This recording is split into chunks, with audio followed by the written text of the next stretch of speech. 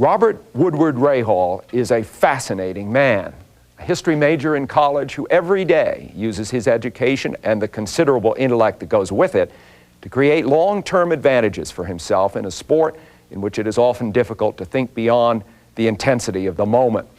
From the very beginning of his career 20 years ago, Bobby has enjoyed the element of surprise. He seems so calm, so thoughtful. It's hard to imagine him in the heat of battle, and yet he is one of the most aggressive drivers in the business. And watching Bobby at the wheel, the athlete performing, it's difficult to grasp that his inspiration, much of it, comes from history books, but it does. I think one thing that's always attracted me about reading history, particularly, of battles and what have you, is to see very common people do very uncommon things. Things that later on, you don't believe, that they themselves probably did not believe they did. Performing beyond expectation is a Rahal trademark. He has been a top competitor year after year in a world that is highly complex. For example, consider the cars, exercises in pure engineering, yet so beautiful, each seems to be the work of an artist. Built to be as safe as possible, they go so fast, safety can never be assured. Engineered for bulletproof reliability, they are pushed so hard, they become fragile. The crews are comprised of men who are young enough and tough enough to endure the pressures of the game, the long hours, the traveling. Yet each man has the delicate touch of an old watchmaker. As for the opposition, some, like Paul Tracy and Robbie Gordon, are young, eager, believe they are indestructible. Others, like Mario Andretti, are older, richly experienced, canny. Al Unser Jr. won Indy last year. Nigel Mansell is Europe's best. Emerson Fittipaldi was twice world champion. The battlefields are widely different. Phoenix is a mile oval, baking in the Arizona sun. At Long Beach, the course winds along city streets. Laguna Seca is a track built just for road racing, while the banked oval at Michigan sees speeds of over 230 miles an hour. Bobby Rahal has been part of this kaleidoscopic world since 1982, and season after season, he has shown remarkable resiliency and toughness. Underneath this placid exterior, I want to prove a lot. I do, and I want to achieve a lot. It's I love it when people say, well, you don't look like a race car driver. And I say, that's just fine by me. So he takes it very seriously. It's more of a business to Bobby. It's not just the racing in itself. And I think in that aspect, because he is very involved with his crew, I think he knows a lot about the cars, setting up the cars. I mean, he's there with those guys all the time. And I think they appreciate that. In fact, it was the quality of his crew that was the foundation for Bobby's success. In a 16-race championship season, he finished in the top 3 9 times, scoring heavily during the summer when the races come so thick and fast, only the best teams can keep up with the work involved. Bobby and the team were victorious 4 times, and at Laguna Seca, the last race of the season, he clinched the title. It was his 3rd national championship, but his first as driver and car owner. On the podium at Laguna Seca, Bobby savored the moment, but he was already planning something in secret which would astonish the racing world.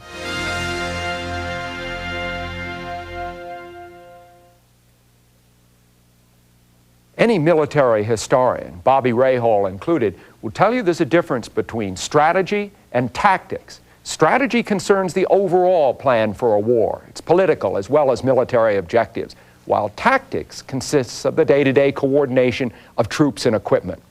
Now, Bobby's championship in 1992 was chiefly a tactical success. He had purchased a car and engines, he had taken over the shops and much of the manpower of a pre-existing team. On his mind, however, was a grand strategy for the future, one that would see him expand his operation, forge an alliance, and exert far greater control over his destiny.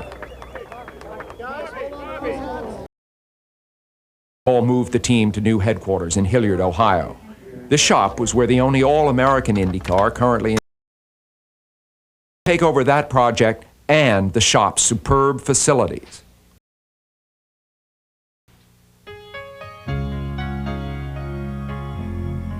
Having a car is a dream. It starts like this, with Dad and some wood, 4 wheels, and the blueprints for a soapbox derby race.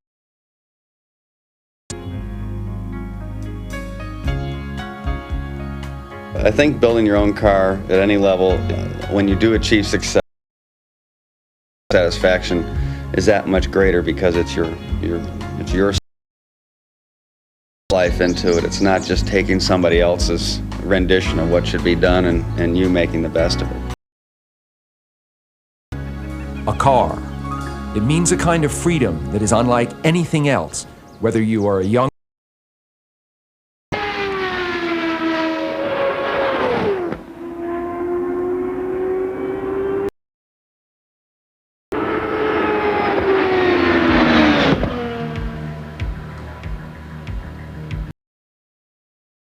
and Hilliard offered both tactical and strategic advantages. Day-to-day, parts and pieces for in-house. Team wouldn't have to wait in line at another car builder. It meant that the concepts of the team's engineering car in secret. Long range, it could lead to the development of technology other teams would not. Indy cars are designed with the help of computers, tested in wind tunnels, built of materials like carbon. A team must be on the cutting edge of technology and ready to take chances as well as on the track. But risk is in the Rahal blood, as Bobby's father, Michael, explains. He's been innovative. And he thinks that anything he lends his hand to, if he, with the zeal and the ambition and the hard work, will come about. With the Hilliard shop fully operational, Bobby assumes the role of ambassador for his public appearances. Pieces floating around, and we're trying to find that sort of that gravity to get everything to stick. Not to bring up that thing at Mid-Ohio anymore. And we'll see you tonight at Victories down in the Brewery District. The 1992 IndyCar champion, Bobby Rahal. He enjoys the wide variety of people he gets to meet. S-J-O-H-N, John. We got the Browns and the Indians. We got the IndyCar world champion right here. Quality individual, and the people love him here, obviously. And it was just. I think he looks like the normal middle-class man out there driving a race car. Instinct for spotting strengths and talent in others is reflected in the choices he makes for his own team, where he's different backgrounds.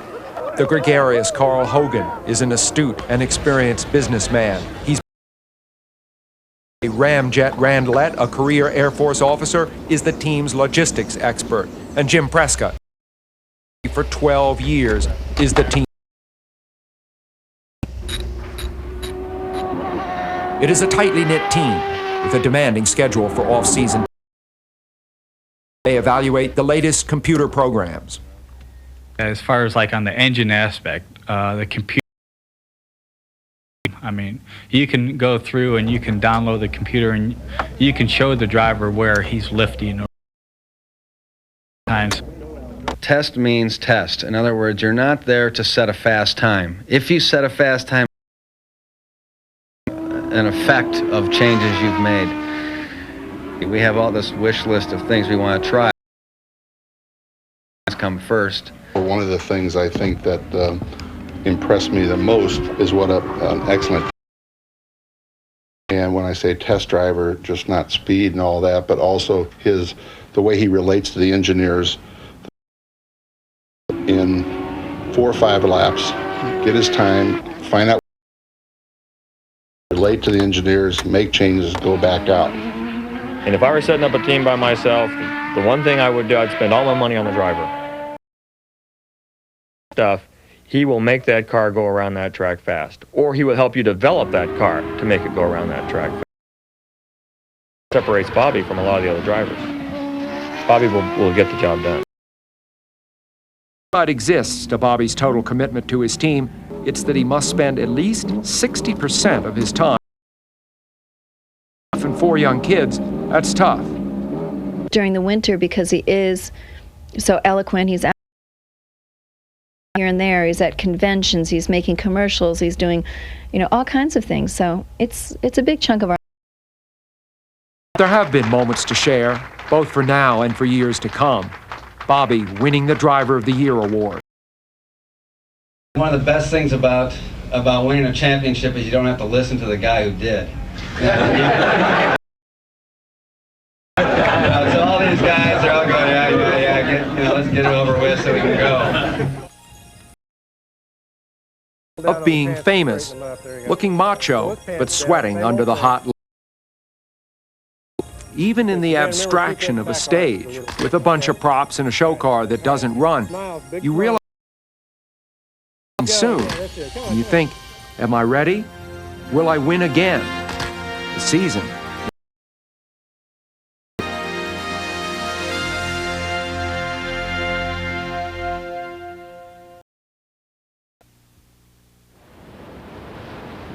On the eastern shore, city fittingly named Surfer's Paradise.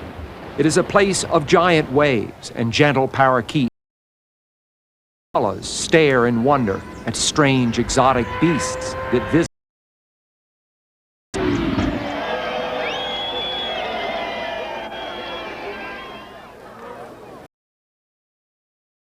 The first race of the 1993 IndyCar season. The car project Rahal took over when he moved into the Hilliard shops. For the time being, is a rolling test bed for technology for the team's future. Tactics. Do as well as possible. Try to score championship points that could be important later in the season.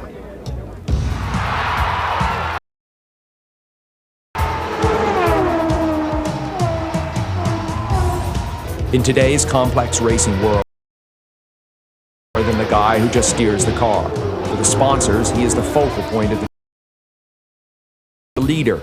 And Bobby Rahal is a leader with a distinct style. It's the example he sets more than anything because he wants quality. He wants to do that. He needs reliability, and so I think he sets the example. After qualifying 13th, Bobby moves quickly into the top 10 and seems to find. But in Australia, I was very pleased with. I was real happy with what the race. Disappointed we didn't third, but the car ran hard the whole day, and the chain we were able to, in the end, the last third fastest fit of Paldi. When we finally got on the same piece of ground together. So I think I was very happy with the car in general.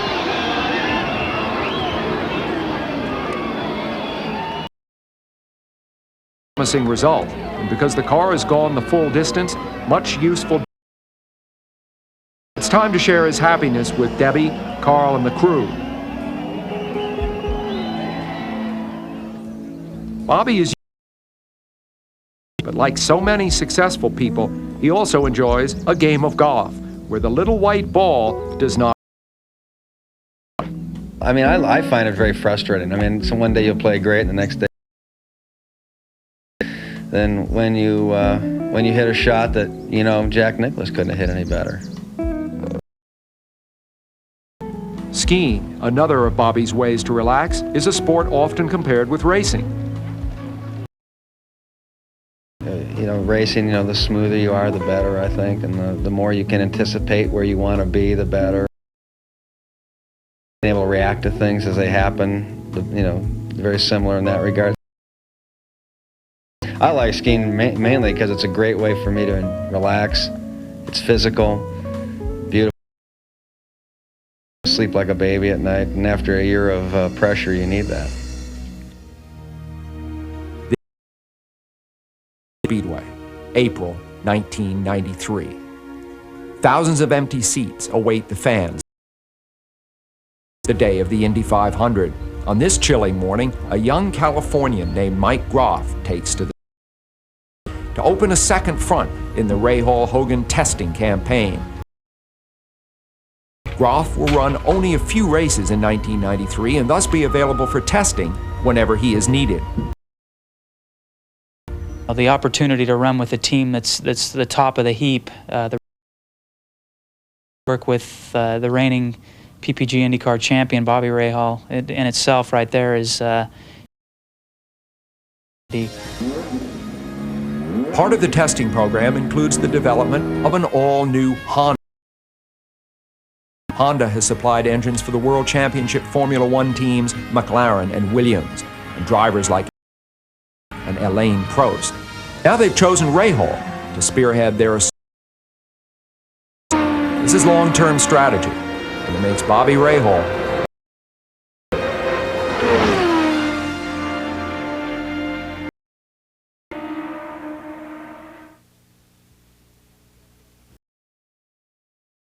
west of Phoenix, Arizona, that racing driver Bobby Rahal made his IndyCar debut in the spring. And it was here in 1992 that he won his first race to in qualifying, he's just 0.3 of a second off the pole. Much that has been learned in the winter's testing is paying off, but then suddenly the car begins to handle a crash. Bobby decides to retire. As the day draws to a close, the thoughts of the team turn toward on the coast of Southern California, over there where the sun is setting. This is Long Beach, and moored in the harbor, the Queen Mary. Bobby Rahal's car is towed before the start. In case you've forgotten who you are, there's a sign with your name on, and you hope the opposition. The car's tank is topped up with the last few gallons. The ritual of putting on the helmet, the first step in shutting out the rest of the world. The next, boarding the car. Fitting carbon fiber chassis, ready now for this. The long of city streets closed off for the race, where speed limits of 35 miles so long at 180, and the car runs well. As at Australia, he climbs steadily through the field. Here the leaders stay within his reach. For Bobby and his team, this day could be an important step. Be a forecast of more to come. I think a lot of teams, maybe they have people working on the team and great sponsors and everything, but it usually, more often than not, I think with Bobby, he looks down that road, and believe me, he's definitely got 20/20 vision down that road. I think for Bobby it was a very important move. He's the kind of person, he didn't want to be at the end of his season, the contract's up, and thinking, okay, now, I'm 40, is somebody going to pick me up? This way he can race as long as he wants to race, as long as he feels he's competitive and enjoying it. And our system now, he's really come into his own, and he's got a new fire inside of him, and it really have somebody that wants to win all the time and really puts forth 150% effort every. We're getting the job done. Whether we win the race, come in second or third, I think we're putting on a I'm proud of the team. I'm proud of Bobby. And so when you get on a Sunday and everything goes right, so yeah, do we enjoy it? Yeah, it's because it's working, and that's what's anything in life is you work at things, but. From 11th on the grid, Bobby charges to second at the finish. His reaction triggers happy pandemonium. Jim Prescott has done his work flawlessly. As the team converges on Bobby, there's a special feeling in the air. This is of Phoenix only serves to make them come back tougher. You can get these guys down. Don't count them out.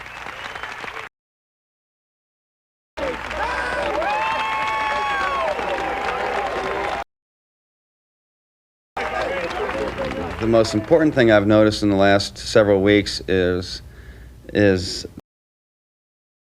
think. I was in Texas testing, Mike Groff was in Indianapolis testing. On the same 2 days, same team. That's what we've worked hard for, because you've got to have that ability in my estimation. So for the new chassis, I think Mike's doing a great job. I think the team is motivated